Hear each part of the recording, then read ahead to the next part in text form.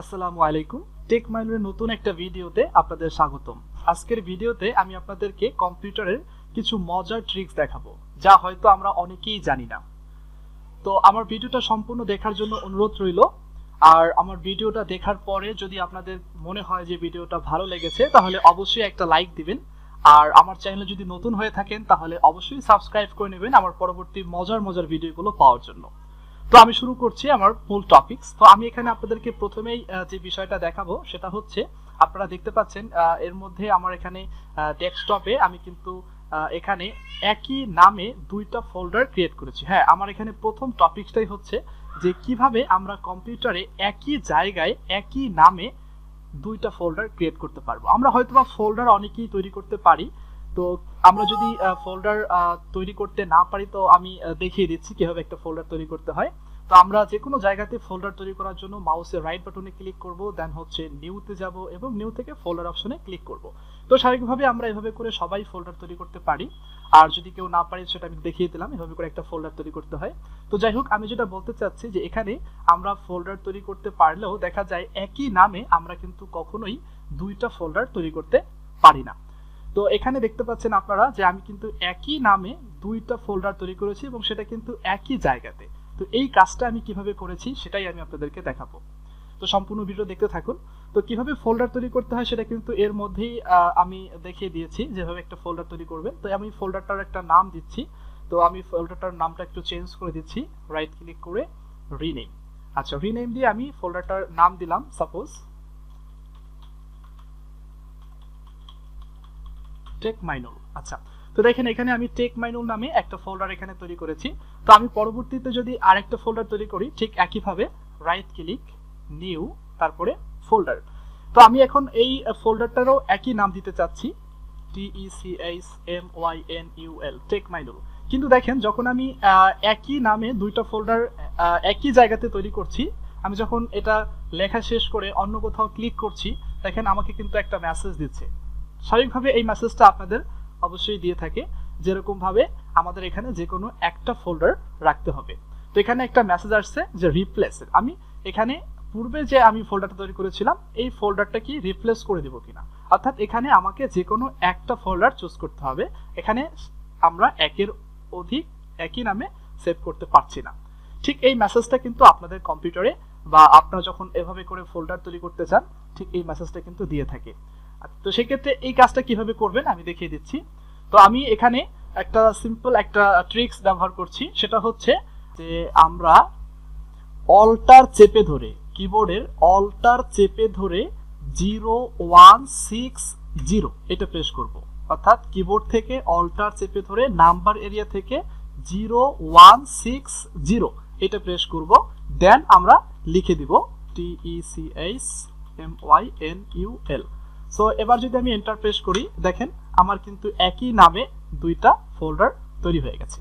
ঠিক এইভাবে করে আপনারা এই কোডটা ব্যবহার করে যে কোনো জায়গায় একই নামে দুইটা ফোল্ডার তৈরি করতে পারবেন।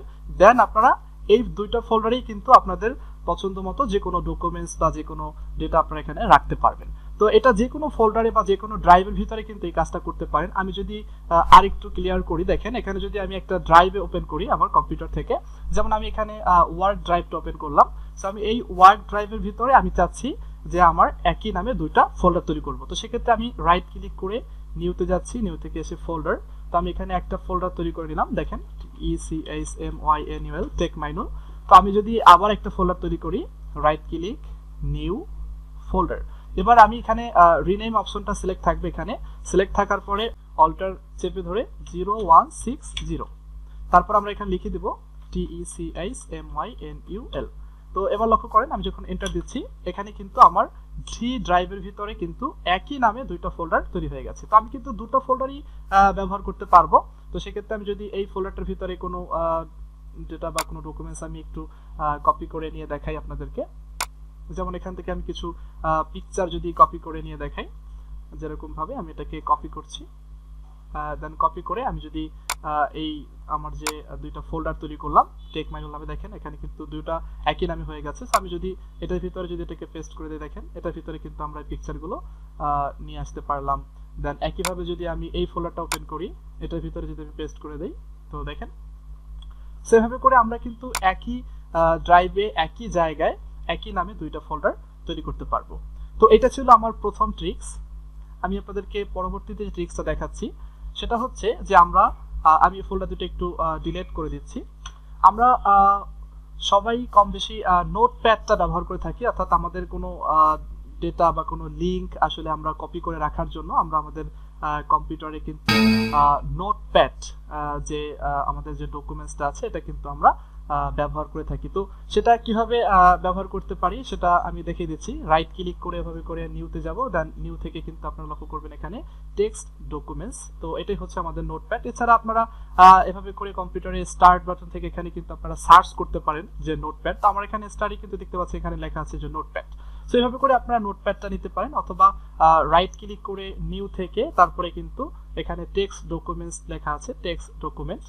সো এটা হচ্ছে নোটপ্যাড। তো নোটপ্যাডের ভিতরে স্বাভাবিকভাবে আমরা কোনো লিঙ্ক বা কোনো এরকমভাবে কোনো ডেটা আমরা কিন্তু আসলে এখানে রেখে দিই। তো স্বাভাবিকভাবে আমরা যদি এটাকে একটু ওপেন করে এর ভিতরে কিছু একটা লিখি, ধরেন আমি এখানে একটা নোট করে রাখবো যে সাপোজ এখানে আমি যদি লিখি মাইনুল গোয়িং টু গুলশান। আচ্ছা, তো সেক্ষেত্রে দেখেন আমি এখানে একটা নোট রাখলাম যে মাইনুল গোয়িং টু গুলশান। তো আমি যদি এটাকে সেভ করে দেই, দেখেন ফাইল থেকে সেভ, তো আমার এটা কিন্তু এখানে সেভ হয়ে আছে। আমি এই নোটপ্যাডটা একটু নামটা চেঞ্জ করে দিচ্ছি, রাইট ক্লিক করে আমি এটাকে একটু রিনেম করে দিচ্ছি মাইনুল। আচ্ছা, তো দেখেন আমি যদি এই নোটপ্যাডটাকে পরবর্তীতে ওপেন করি, রাইট ক্লিক করে ওপেন, সো দেখতে পাচ্ছেন যে এখানে কিন্তু আমার নোটপ্যাডের ভিতরে আমার কিন্তু সেই রেকর্ডটা বা সেই ডকুমেন্টসটা কিন্তু এখানে আছে নোট করা যে মাইনুল গোয়িং টু গুলশান। কিন্তু বিষয়টা হচ্ছে যে মাইনুল কখন গুলশান গেছে বা এটা কখন লেখা হয়েছে এটা কিন্তু এখানে কোনো ডেট টাইম এটা কিন্তু শো করছে না। তার মানে আমরা বুঝতে পারছি না যে এখানে এটা কত তারিখে নোট করা হয়েছে। তো আমি আপনাদেরকে যে মজার জিনিসটা দেখাতে চাচ্ছি সেটা হচ্ছে এখানে আপনাদের ডেট টাইম এটা শো করবে, অর্থাৎ আপনি যখনই লিখবেন এটা ঠিক ওই টাইমটা বা ডেটটা এখানে শো করবে। তো কিভাবে সেটা শো করে সেটা আমি আপনাদেরকে দেখাচ্ছি। সেক্ষেত্রে আমি হচ্ছে আমার এই লেখাটাকে একটু এন্টার প্রেস করে নিচে নিয়ে আসতেছি। এখানে আমি একটা ছোট্ট একটা লিঙ্ক ব্যবহার করব, সেটা হচ্ছে ডট, এবং আমরা ক্যাপস লক অন করে অথবা ক্যাপিটাল লেটারে লিখব LOG। ঠিক আছে, ঠিক এতটুকুই লিখে দিবেন আপনারা, ডট দিয়ে LOG। দেন এবার যদি আমি এখানে এটাকে আবারও সেভ করে দেখেন, পুনরায় সেভ করে যদি আমি এটাকে ক্লোজ করি এবং যদি আমি পরবর্তী সময় রাইট ক্লিক করে আবার ওপেন করি, দেখেন এখানে রাইট ক্লিক করে যদি আমি ওপেন করি, দেখেন এখানে কিন্তু সাথে সাথে আমার টাইমটা এবং ডেটটা কিন্তু শো করেছে যে আমি এটা কখন লিখেছিলাম। এটা আমি 10:31 লিখেছিলাম 9 জানুয়ারি 2021।